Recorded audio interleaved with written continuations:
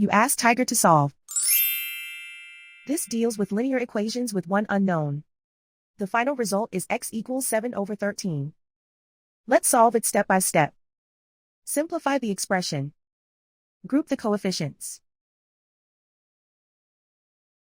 Find the lowest common denominator.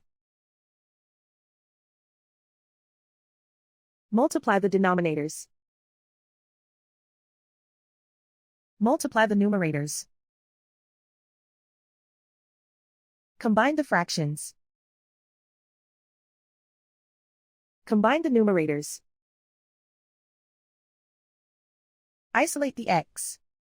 Multiply both sides by inverse fraction 12/13. Group like terms.